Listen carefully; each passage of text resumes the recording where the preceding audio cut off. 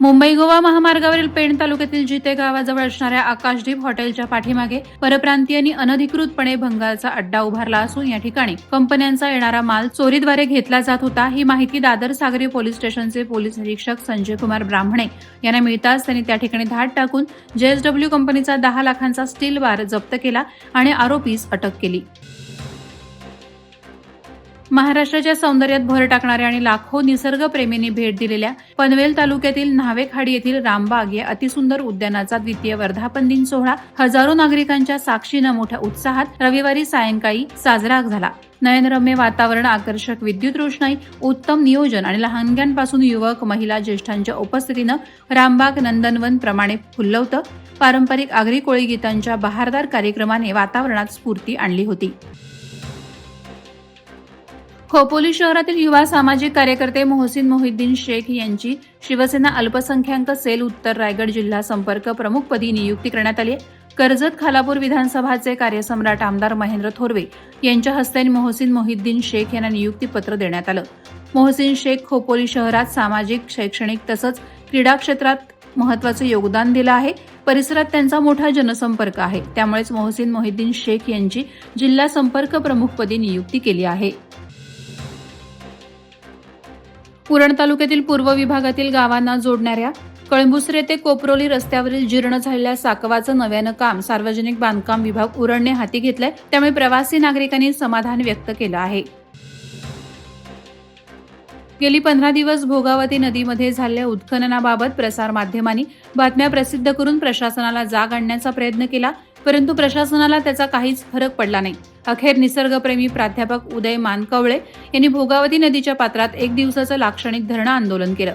8 दिवसांपूर्वी याबाबत प्राध्यापक मानकवळे यांनी तहसील कार्यालयात निवेदनाद्वारे भोगावती नदीमध्ये चाललेलं अनधिकृत कामाबद्दल आपलं म्हणणं मांडलं होतं, परंतु याबाबत तहसील कार्यालयातून कोणतीच दखल घेतली नाही।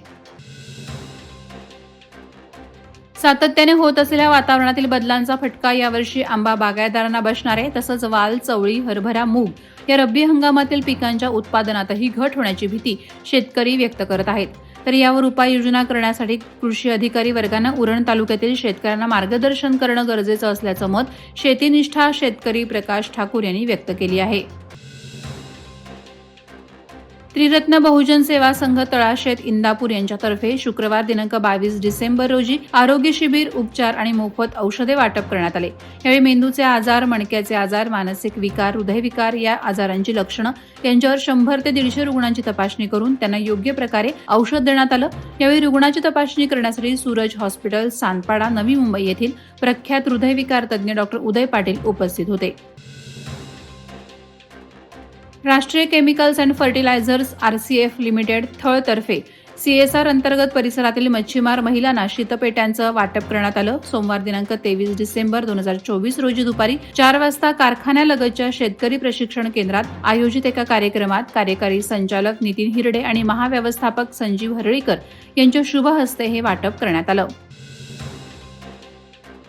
खोपोली शहरात भटक्या श्वानांची वाढती संख्या आणि श्वानदंशाच्या घटना नियंत्रित करण्याकरता मागणी होत आहे। नागरिकांच्या या मागणीच्या अनुषंगाने खोपोली नगर परिषदेच्या वतीनं श्वानांचे निर्बीजीकरण आणि अँटी रेबीज व्हॅक्सिनेशन मोहीम राबवण्याचा संकल्प मुख्याधिकारी डॉ. पंकज पाटील यांनी केला आहे।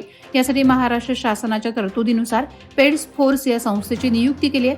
दिनांक 23 डिसेंबर 2024 रोजी खोपोली शहरातील या मोहिमेस सुरुवात झाली। वादळवारा लाईव्हसाठी न्यूज ब्युरो, रायगड। नवी मुंबई व रायगड जिल्ह्यातील ताज्या बातम्या आणि घडामोडींसाठी सबस्क्राईब करा वादळवारा लाईव्ह चॅनल आणि दाबा बेल आयकॉन।